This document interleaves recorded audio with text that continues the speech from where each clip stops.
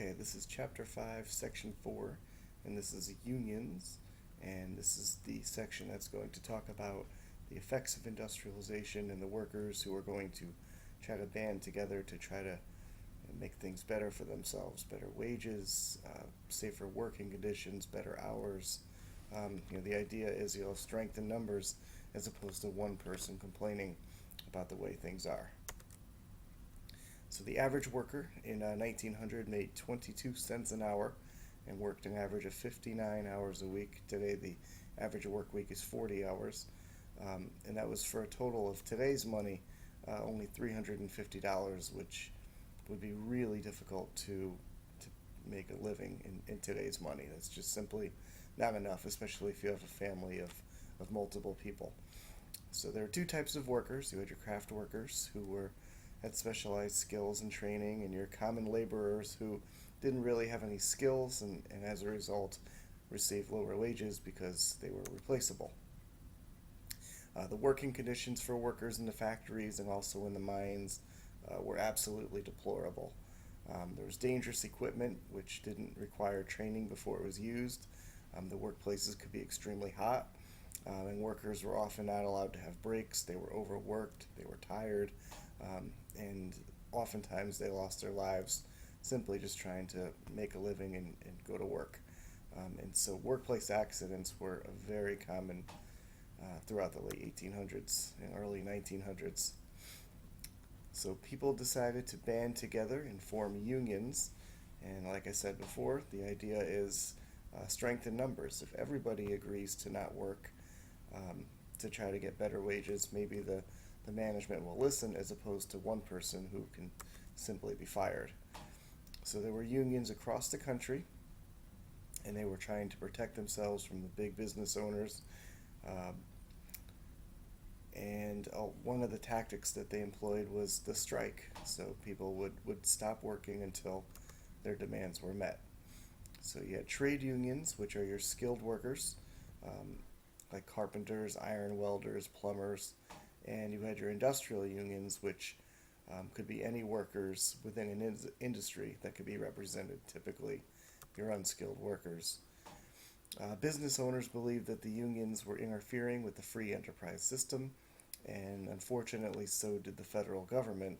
So anytime there was a problem between business and the workers, almost always the government would side with the big businesses and send in federal troops to restore order.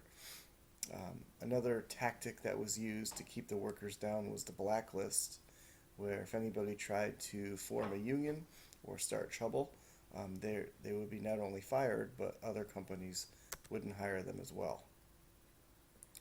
A lockout is when companies would simply lock the workers out of the building or out of the premises and withhold their pay. And if unions went on strike, the companies would hire replacement workers to keep the factories working. And these people were known as scabs. So the unions didn't like that the replacement workers were taking their jobs, so that caused problems between the union workers and the jobs that were given to somebody else. And oftentimes the union members would try to intimidate non-union workers, sometimes going as far as attacking them on their way into the factories. So the idea of Marxism started in the mid-1800s in Europe and spread over here to the United States, and people that were sick of seeing the rich controlling everything and being all powerful and the poor having absolutely nothing, Marxism appealed to them. And that's the idea, there's no more rich, there's no more poor, everybody is equal, everybody is the same. And to many Americans, this was an extremely radical idea, Marxism and communism. And a lot of people started tying Marxism and socialism and communism to the union movement. Great Railroad Strike occurred in 1877 after a terrible economic depression a few years earlier, and the B&O Railroad cut workers' wages for a third time, and the workers decided to walk off the job. 80,000 workers across the country went on strike, which disrupted the railroads, and strikers decided to smash equipment, tear up the railroad tracks. They blocked railroad service. Gun battles erupted between the militia and the strikers, and President Hayes had to send in federal troops to restore order. So these are not like the typical strikes you see in the news in today's day and age. 100 people were killed and $10 million in property damage resulted. The Knights of Labor was a union that fought for workers' rights, fought for a shorter workday, equal pay for women. They even accepted African Americans, and also to get rid of child labor. And they took a more peaceful approach, preferring boycotting and arbitration instead of going to strike. And their membership grew to 700,000 members by 1886. But that union membership will decrease after the Haymarket riot, in which a demonstration in Chicago, where workers were calling for an 8-hour workday, ended up in a police shootout. The police shot into a group of striking workers. So in the next few days, more people started meeting up to protest the shootings. Some anarchists were involved, people that were opposed to all types of government.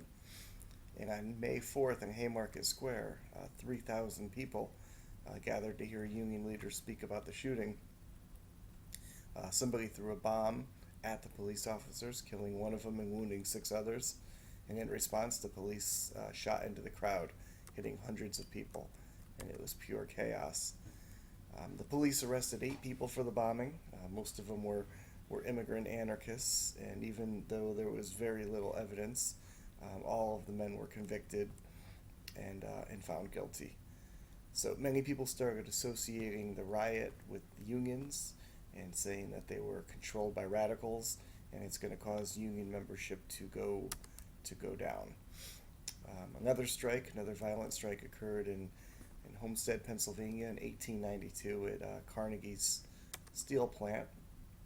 And Henry Clay Frick, the notorious plant manager, tried to slash workers' wages 20% when their contracts were about to expire. He even hired detectives to bring in replacement workers. A shootout erupted at the plant. 9 strikers and 7 Pinkertons were killed. And in the end, the strikers lost. Nearly all of the workers were either blacklisted or, and most of them were never able to work again at the Homestead plant.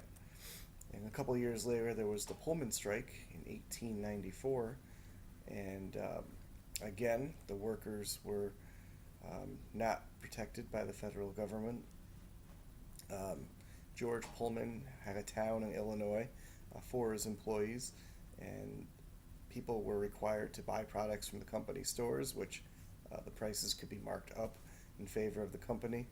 When a recession hit in 1893 and Pullman laid off workers and cut wages, people decided to strike, and people boycotted across the country to support the workers.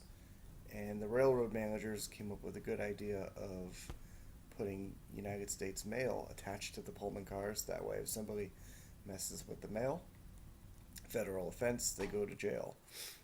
President Grover Cleveland sent in federal troops. An injunction was passed, which directed the union to stop the boycott. The leader of the union, Eugene Debs, was put into jail, and the strike was collapsed. And Debs even lost his case before the Supreme Court. He'll later be famous for running for president 5 times, including a couple times from jail, as a socialist candidate for president. And he really was a great man for the people, man ahead of his times. So this concludes the video on unions, and we will talk more about this in class. So homework, you know the drill. 1 paragraph summary of what you learned from this video.